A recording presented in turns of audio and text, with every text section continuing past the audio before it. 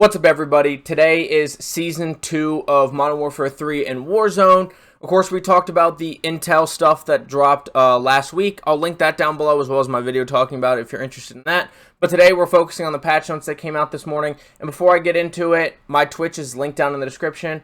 I'll be live by like 3 or 4 o'clock Eastern. I'm playing the new update. I might be finishing grinding guns, but I'll be live then. So if you want to see new guns, want to see Fortune's Keep, let me know in chat. Without further ado, let's go through these patch notes. As usual, they'll also be linked down in the description if you want to check them out for yourself. So we're going to breeze through stuff that we talked about in the intel drop. Like I said, that'll be linked. But everything else that's new, we are going to talk about here. So Season 2 stacked with events. We have Horde Hunt every week. Hunt down new featured zombie types. Year of the Dragon, Cryptid Boot Camp, The Walking Dead, Fear the Living, Vortex, Decay's Realm, and Dune, Rule of Fate, all coming in season. Man, another Dune collab. Season 2, we got the Battle Pass stuff. PC updates added the ability to provide HDR10 plus gaming feature. I don't know what that is, to be honest. Features now support on the PC platform using NVIDIA graphics card, GeForce RTX, and GTX 16 series graphics cards and laptops over HDMI. For information about HDR10 plus gaming here, I don't think anyone really cares about that. I'm not even going to link that down below. Fortune's Keep we talked about with the extendable bridges, the different POIs. We talked about all that stuff in the Intel video. But this is new. As you're checking out all these changes we've made across the map, we wanted to give you some insight into the design decisions behind them. First off, we listened to the community feedback and tackled some of the gripes you had, like making locked doors easier to spot, simplifying the complicated underground caves, and addressing some of the previous power positions. As we integrated water around the map, that meant opening some areas that used to be off limits inside the cliffs behind Keep. We also wanted to give the place a bit of a facelift to reflect the passage of time, as 40 years have passed since your last visit and Coney Group has moved in. We swapped out the old World War II helipad and smuggler camp for the new pier and overlook restaurant. The small bay next to Keep is now a Coney HQ and is used for their operations in the area. We finally got around to adding some areas we've been wanting to update for a while, like the throne room and vault. Good luck unlocking it in the Keep. Drawing from our experience building content in Warzone over the last few years, we've put a ton of effort into fine-tuning everything. We focused on making it smoother to path through the map by reducing the clutter in our interior, swapping out confusing windows textures for closed shutters or blinds, and adding more ways to climb up onto rooftops with our vine ladders. We also did a huge sweep of ascenders, calling them out with glow sticks or spotlights and making sure ladders have colors that make them easier to spot. Our goal was to make the map better than ever while keeping the elements everyone previously enjoyed about it intact. So for those who have been here before, we hope it feels like a fresh experience with a familiar vibe. To everyone getting to experience the map for the first time, we hope you have a blast in discovering the place. From everyone here at High Moon Studios, welcome to Fortune's Keep. So I like that they did stuff like marking ascenders with glow sticks or spotlights, making the ladders more visible, giving more places to climb up on vines. I like that they make this map more navigable, because that was what was so fun about it compared to Rebirth Island back in Warzone 1, is that you could climb on top of every roof of every building a bunch of different ways, and there's always different ways to push people. That's what was really fun. So now we have Warzone Ranked Play Resurgence, which of course we talked about more in the Intel drop. So I'm going to highlight stuff here that wasn't in the Intel drop that is present here. Starting with launch matchmaking. During the Resurgence Ranked Play launch period, skill division matchmaking restrictions will be relaxed, allowing players who climb into higher skill divisions faster than the rest of the population to find matches. Skill division matchmaking will continue to put high skill division players in matches appropriate for their skill. As more players reach higher divisions, we begin tightening our matchmaking parameters. Pre-made parties are still subject to the outlined party SR restrictions. Please find the restrictions in the competitive integrity features section below. The map rule set: Fortune's Keep Resurgence must be minimum 55 level. Trios 51 players total with 17 squads. Public events: Circle 2, Loadout Drop, Circle 3, Fire Sale, Circle 4, Restock. Spawn protection is reduced to 2.5 seconds. Weapon adjustment: snipers will not down players in one shot in Resurgence. The weapon's max damage will be 299. So all snipers are available. No one shots are even possible. Respawn loadouts: loadouts issued to players who are respawning are static, not random. Warzone Ranked Play restrictions: no riot shields, no launchers, no broadside, guardian, haymaker, riveter shotguns. No snake shot, dragon's breath, or high explosive ammo. No thermals. No Jack Purifier or Corvus Torch. That is the grenade launcher. It's one of the grenade launchers, and then that's the underbarrel flamethrower. No Maelstrom dual trigger on the double barrel shotgun. No bird's eye, no comms vest. Ooh, no bird's eye or comms vest. That's interesting. All turreted ground vehicles are out, and so are all turreted aquatic vehicles. SR skill rating. This will be linked down below if you want to look more at this yourself. Same thing with the final placement SR, the kill SR. We talked about all of that. Breakdown seasonal challenges. The players can complete the following challenges for once per season. First kill, 10 kills, 25 kills, 50 kills, 100 kills, reach top 8, reach top 5, reach top 3, and win match will all give you the bonus SR seen on screen. Death fees, silver is 2 SR, gold is 3 SR, platinum is 4 SR, diamonds 5, crimson is 6. Top iridescent and top 250 are 7 SR per death, but you can't lose more SR than your deployment fee. So if you haven't gained any SR and you die, you don't lose anything. If you're at 0 and your entry fee is 20, you could die 10 times before you would lose or be back to the start, but you can't go past that 20. Your deployment fees are starting at free, and then they go up every time you rank up. So it's silver through iridescent is 10, 14, 18, 23, 28, 33, 39, 45, 51, 58, 65, 72, 80, 90, 100, and then iridescent's 110 SR, and as you move up top 250, it's all the way to negative 280 for deployment fee. Deployment fee increases every 300 SR above 10,000 SR. Breakdown, end of skill setback. You get setback 3 tiers, so a player ending in gold 3 will start in silver 3. Crim 2 and above will start season 2 in diamond 1. Top 250 stuff's not important. Ranks, so your actual number rank starts at 1, goes all the way up to rank 50, and you get stars awarded by placement. Top 8 is 1 star, top 5 is 2 stars, and first place is 3 stars. I believe it's 5 stars per rank, if I remember correctly. And then there's rewards. If you want to check out the rewards yourself, go ahead and check this out for yourself. Not going to spend too much time on that. Ranked play, first place, the player who finishes number 1 top 250 gets a special calling card. Competitive integrity features. Rejoin. Players that unintentionally disconnect from a match will be able to reconnect to the match within 4 minutes. In order to uphold the competitive integrity of ranked play, certain criteria must be met in order to rejoin match. Players must have at least 1 squad member remaining. There must be at least 3 squads remaining in the match. Players can only rejoin the same match once, and to protect against abuse, players can have their ability to rejoin temporarily limited if they repeatedly disconnect from matches. Callouts: when a player disconnects, their operator will remain in match and can be eliminated as if they were playing. Players who do not rejoin during the allotted time will have their operator fully disconnected. When a disconnected player is eliminated, the resurge timer countdown as expected, but they will only redeploy once reconnected. Players have been eliminated for over 3 minutes and intentionally disconnect via leave match will not be presented with the option to rejoin. Players that disconnect while operating a vehicle will be ejected from the driver's seat. Squad back out and match cancel. If you lose match-made teammate before the match begins, your squad will be taken back to the lobby so you don't start match short-handed. If too many squads get backed up before the match begins, we will return everyone to the lobby to find a better match.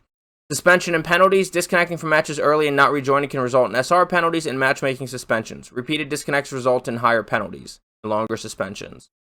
SR forgiveness. If match-made teammate disconnects during a game and does not rejoin, you won't lose any SR for the match. You will still be able to gain SR if you manage to gain more than your deployment fee. However, SR forgiveness does not apply if a party member leaves the match early. Demotion protection. Every time you are promoted to a new division, you gain 3 games of demotion protection where you won't lose any SR. Once those games have passed, if you happen to lose SR where you would normally get demoted, you'll instead only lose enough SR to reach the division SR floor. Gold would be 2100, for example, to give you 1 more chance before getting demoted. So that means if you are plus 100 and then you lose 100 total in 3, or you lose 101, you'll still be at that floor before you go down to the next division. Obviously, if you're gold 3, you go down to gold 2, but you won't go from gold 3 or gold 1 to silver 3 without 1 more chance of demotion protection. And then party restrictions. Bronze through platinum can party up without any restrictions. Diamond can party up within 2 skill divisions, and iridescent and crim can party with players within 1 skill division. Additional features: hot streaks, win a ranked play, flames will appear. If you're familiar with ranked, you know that. And then we're not worried about social profile. Playlist coming up. So for today through Valentine's Day, there's Fortune's Keep trios for ranked play, and then BR is solos, duos, trios, quads. Research is on Fortune's Keep only, solos, duos, trios, quads, and plunders, URZI quads. Then February 15th through the 21st, Fortune's Keep gets trios, BR is solos, that's ranked, so it stays as trios, solos, duos, trios, quads, and URZI. Research has solos, duos, trios, quads for Fortune's Keep, and quads only for Vondel. Lockdown comes back on the 15th for Vondel quads. Now we get into the more important changes. Audio improvement. Season 2 will see a continued effort improving threat-based in-game audio with notable improvements including ascenders, audible distance, and volume increased. Parachute, audible distance and volume increase. Remove environmental sounds that could be misconstrued as parachutes. Reduce enemy parachute occlusion while firing a weapon. Enemy redeploy drone. Players will now hear the intended voiceover when enemies are landing in the vicinity after using a redeployed drone. Gameplay features all maps, all modes. Rogue signals a new public event, a match-made public event that pits players against one another for 90 seconds to be best at a specified task to gather the most money, get the most kills, deal the most damage, or open the most loot chests. The top 3 teams are rewarded with cash, XP, and the location of a special reward cache that holds a powerful wonder weapon. Squad wipe streak is coming to Resurgence. Added a skull and sickles icon to the remaining players. We talked about this more in the blog post, but essentially every time you wipe a squad, you get 90 seconds to add to that streak to wipe another squad, and you end up unlocking rewards as you can wipe more squads. A white flare shoots up after the last player streak, so it's visible around 10 seconds so people can push you. The stats track per match and add to your main stats. It's just a new thing for them to track, but compete with other squads and claim in-game calling card and emblem rewards as you reach squad wipe milestones. Nothing too crazy, and it's disabled in ranked play. Let's see, Resurgence, Fortune's Keep, only the eradication contract. We talked about that. You pick it up, you gotta go kill Sis and zombie HVTs before the contract's over, and the HVT changes depending on time and other factors. Then we have zombie power-ups, double points, you get double plunder, and kills and score events double the score for bringing back teammates on the Resurgence timer. Full armor gives you full active armor slots. Max ammo fully fills your ammo. Fire sale 90-second duration reduces the price of shop items. Looting spree 60-second duration adds bonus items to caches with a very high chance of bonus common item and a small but significant chance of additional legendary item. Zarkor for 60 seconds, you can increase movement speed by around 10%. Infinite tack sprint, reload while sprinting, and it disables fall damage. Undead Sight, 45-second duration. Operators and AI enemies are highlighted red, and friendly squad mates are highlighted blue. And there's tracker footsteps active for you. All modes, all maps. Health regen delay has been decreased from 6 seconds down from 7 seconds. This is huge. And health regen per second increased to 50 up from 40. I love these changes. It enables more aggressive play, and it helps the pace of play greatly. So they said, after reviewing engagement data, we felt there was room to both reduce the regen delay and increase the regen time, providing a total change of 1.75 seconds off of the regeneration process. As a reminder, the Medic Vest and or Survivor perk both set the regen delay to 5 seconds, which also sees increased value with the regeneration change above. Ground loot weapon builds have been upgraded in the ground loot. Newer weapons have been added. Existing weapons have received improved bundles. Removed several Modern Warfare 2 weapons and those that came default to the burst fire. I'm sure the burst fire is so people don't get confused. That's happened to everyone.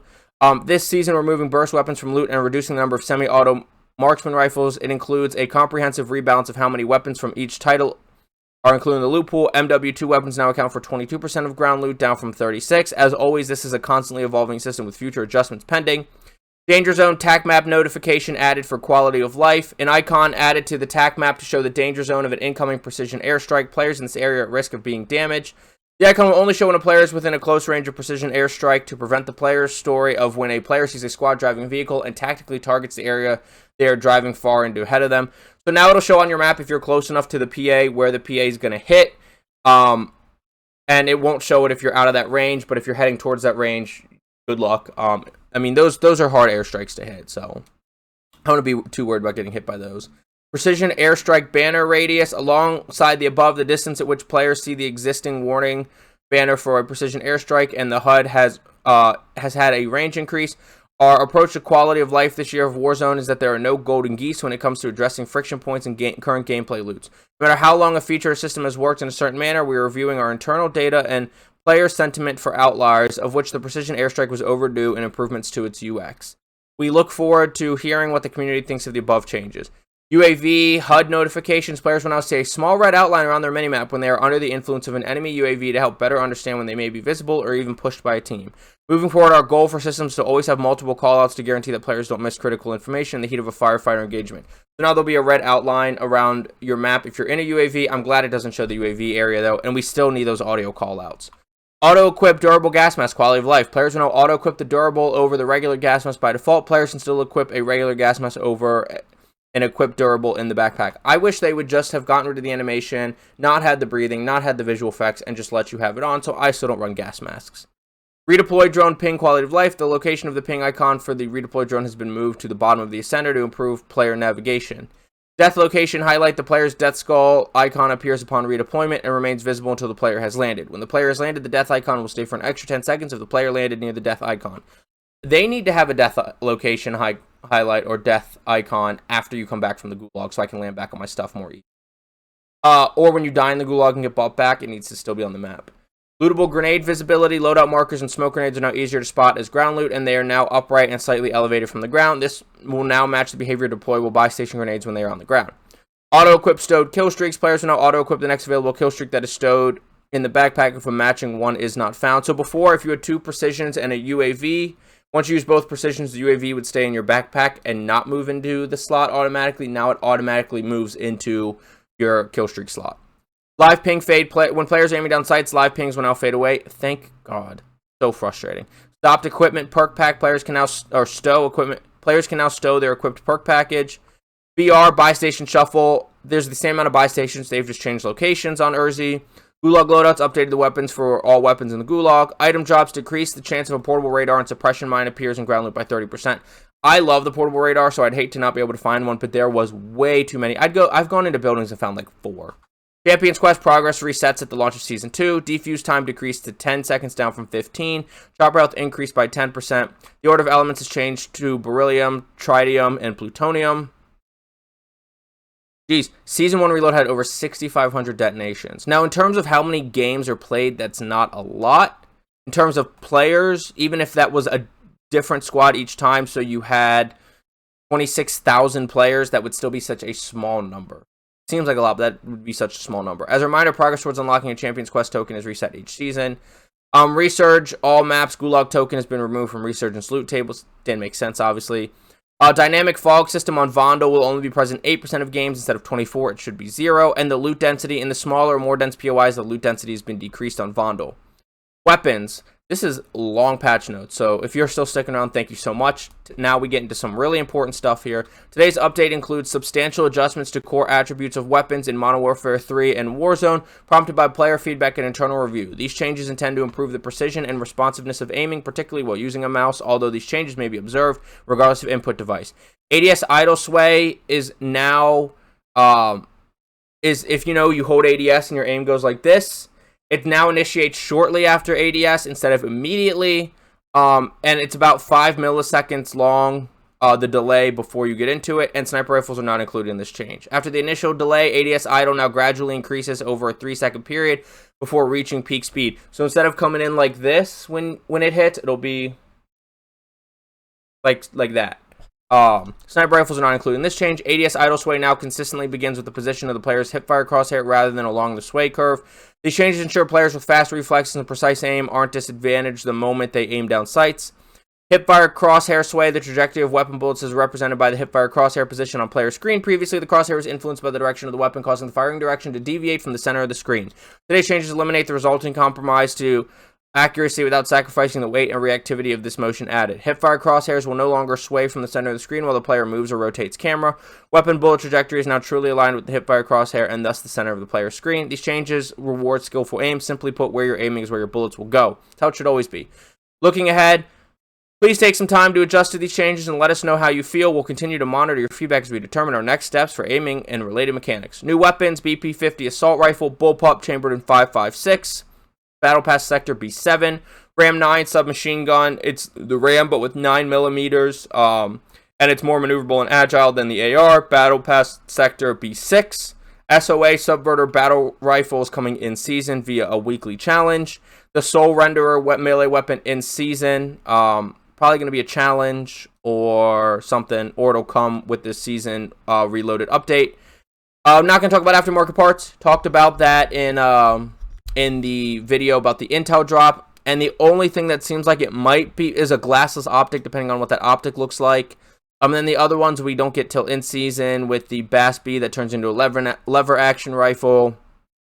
The burnout kit for the Holger 26 provides an adverse fire mode that increases the fire rate but overheats and expands the barrel, introducing recoil over time.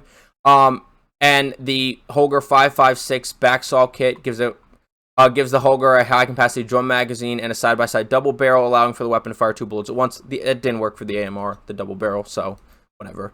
Weapon adjustments general. AR has increased movement speed while ADS. Battle rifles have increased movement speed while ADS and crouched. Same thing for marksman rifles. LMGs have increased movement speed while ADS, crouched, and strafing. Sniper rifles increase movement speed while ADS, crouched, and strafing. The RAM is getting nerfed with the mid damage, so that's after the first drop-off, before the second drop-off, is reduced to 24 down from 28, and the min damage, so that's your long-range damage, reduced to 22 down to 25. That'll probably take it out of the meta, because it was already borderline out of the meta before, and you had to not use an optic, so I don't see people using the RAM. The NCW, which is one of the weakest assault rifles, increased ADS to 265 milliseconds and sprint to fire to 252 milliseconds. I don't know why you're nerfing the MCW. Other than that, sniper support build is really strong, and maybe that's what they're going after there. Ogre 556 increased ADS time. TR76 Geist headshot damage multiplier reduced. Upper torso damage modifier increased, and arm and hand damage modifier increased. Battle rifles, the BAS B max damage reduced, so that's your up close damage. Your increased sprint to fire time was increased. Sprint to fire, ADS, and hip fire spread all increased. That's just attacking it as a close range sniper support build, but as a long range, it should be the same.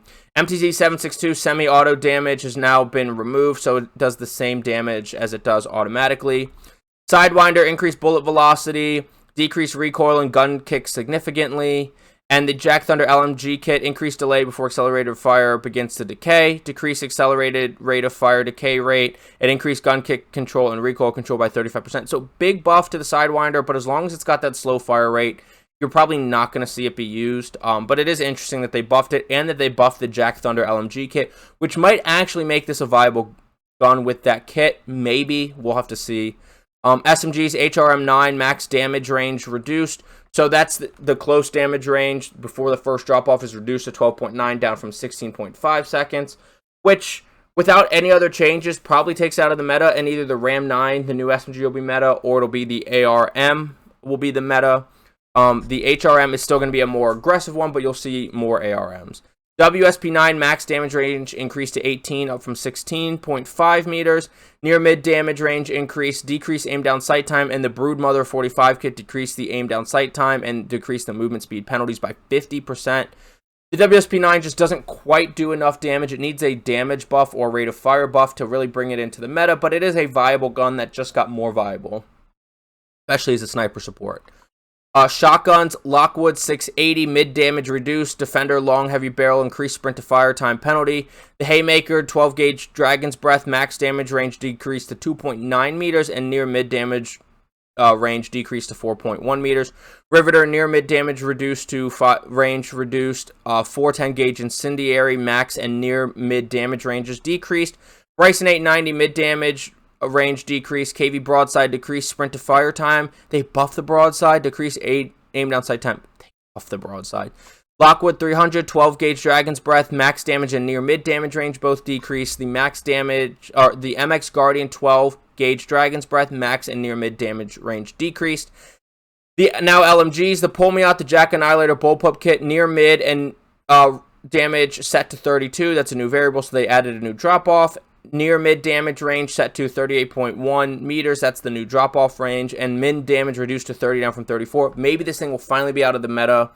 The TAC Evolver max damage increased to 34 from 26. Max damage range reduced to 30.5, down from 45.8. Near mid damage 29. Near mid damage 45.8. And mid damage increased to 26, up from 20. TAC Evolver could come into the meta. It was pretty weak before, but the min damage and the max damage being increased is huge for that, especially a min damage increase of 6. So that might bring it into the long-range meta. I've been rocking the Holger 26. That's not touched, so I'll probably keep rocking that at least for today. Maybe try out the new assault rifle. We'll see. TAC Eradicator, increased sprint to fire time, and increased... That's 2 sprint to fire times. I'm guessing the first one's supposed to be ADS time because classic COD patch notes have typos. So increased ADS time and sprint to fire time. 556 Icarus, decreased sprint to fire time. Royale LMG, decreased sprint to fire and aim down sight time. RPK, decreased aim down sight time. Marksman Rifles KVD Enforcer, decreased headshot multiplier MTZ Interceptor, increased sprint to fire time, increased aim down sight time, decreased neck multiplier. So another MTZ Interceptor nerf. Finally, it'll be out of there. MCW 6.8, decreased aim down sight time, decreased hip fire spread, minimum and maximum, and decreased bullet velocity. Still not going to really see that be used. LM-S, reduced intensity of aim down sight idle sway. Crossbow, neck damage multiplier increased to 3 up from 1.2. Lower limb damage increased to 1 up from 0.9. We've standardized the hit locations of the crossbow by making the profile even more and widening the one-shot location of head to include neck. That's really interesting. Crossbow's a fun weapon. No, it's not good, but it's fun. This is really interesting here. This is the thing I'm most excited about for weapon changes. The XRK Stalker will now one-shot damage within its max damage range. Max damage range increased to 50.8 meters, and of course you can add muzzle, barrel, and ammunition to increase that damage range. So we're maybe looking at like 70 to 75 meters possibly with maxed out attachments for damage range. It's quicker ADS than the Cat. We might be looking at a new SPR, a new car, which will be really fun for Fortune's Keep when we get Rebirth back. That's super, super exciting.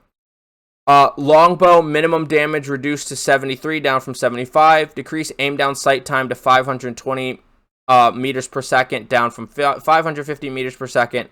Signal 50, near mid damage reduced to 62.3 meters, down from 67.4 meters. SPX 80, increased aim down sight time. Handguns, Renetti, Jack Ferocity Carbine Kit, reduced movement speed penalties. WSP Stinger, max damage increased to 24, up from 20. Near mid damage increased to 22, up from 16. Minimum damage increased to 20, up from 14. That makes it a lot more competitive with SMGs, and you can use it in the water. But as long as it's stuck with like a 30 or 32 round mag, forget about it. 50 GS, so the Deagle, max damage increased to 78, up from 72. Basilisk, lower torso damage modifier increased. Melee, all of the melee weapons, the gutter knife, karambit, combat knife, dual kodachis, dual kamas, and pickaxe all had their melee lunge decreased by 30%. And then everybody's new favorite muzzle, the Jack BFB, decreased gun kick control benefit, decreased vertical recoil control benefit, increased aim down sight penalty, increased sprint to fire time penalty, increased aim walking speed penalty, added 18% bullet velocity penalty. Maybe people won't use this now. It's still going to give you 35% vertical recoil benefit and 40% horizontal since they didn't touch that. And it decreases the gun kick control, still 55 instead of 60, which is still huge. But it does have that map ping. It does now add bullet velocity penalty. The aim down sight, the sprint to fire, and the aim walking speed nerfs were all for people using on SMGs. The bullet velocities for people using on LMGs, ARs, etc. I definitely think people will still use this because the recoil and gun kick control benefits are still huge compared to anything else. But that bullet velocity penalty and the ADS sprint to fire and aim walking speed penalty will definitely take some people off of it. Perks, several perk descriptions have been adjusted for clarity. The spacing of perks located on the HUD has been increased for more separation between them and the tac sprint indicator. Flex, revised audio levels while equipped. So if you didn't know, it reduced combat noise, and people were using this to hear footsteps better, especially if you couldn't use the Art is War audio tune. If you can use that, and you want to use that, shout out Art is War. I don't use it because I hate the way it sounds, but a lot of people really don't care because they want the footsteps. But Flex Perk was kind of the fix for that if you didn't have the Art audio tunes. Irradiated will now reduce gas damage by 20%, up from 10%, and allow players to replace armor plates on gas. This thing got buffed, but it is still so useless to anybody who doesn't sit in gas like a bot. With this change, we aim to allow for an adjacent benefit while using irradiated. Being able to plate in gas will open rotation opportunities to accompany the fact that players will still degrade in the gas. We increase the damage reduction slightly. This also helps to align damage amount to be a smoother calculation for other systems. People just still aren't going to use it. It's just still not worth using. Battle Harden will now show the resist icon for the kill streak owner when a player resists with the Guardian. Quick Fix will now correctly begin regenerating health when the player inserts an armor plate. And Shrouded will deploy a smoke grenade with a randomized offset instead of directly on top of the player. This minor change makes it slightly less predictable where the down player is within the smoke. I thought this might be a ranked meta perk, and it still could be, but if they don't increase how quickly that smoke drops and pops, probably not, because it is a little bit slow, and you can get a ping off on a down if you notice players are using it before that smoke covers them. Adjust equipment, Claymore. Following a related bug fix, players can expect the following damage for Claymores: close damage 170, far damage 100. So close damage is plates plus 20. C4, throwing velocity increased to 425 meters per second, and the charge can be thrown between 5 and 15 based on the type of throw. C4 meta back? Maybe? Throw it faster, and it can go up to 15 meters? Maybe. Breacher drone, close damage decreased to 175, down from 200. Frag damage, close damage increased to 275. Mid damage increased to 200. And far damage increased to 175. That's not worth reading. Gas mask health reduced to 100, down from 120. And durable gas mask reduced to 200, down from 240. Still not going to use it. But with the addition of the PDS coming in Season 2 Reloaded and the irradiated changes, that's why they changed it. And then a bunch of bug fixes. The big crack, as people called it, on the hill south of Pop-Off Power, is in between Pop-Off and Argo, is now fixed. And then other than that, I don't think there is a whole lot of important bugs here. I'm just quickly looking through these. And of course, you can always check this out for yourself if you want to read through these bugs. But I don't think that there is too many big changes here. I'm just quickly scrolling with my eyes. And I'm not seeing anything too important. Yeah, it doesn't look like there's anything too important. Bug fixes. Yeah, it looks like we are nothing too huge. Fixing issue causing black sites to spawn when there's no black site available. Maybe that one's important. But those are the patch notes. That was a really long set of patch notes. So if you stuck all the way through this, I really, really, really do appreciate it.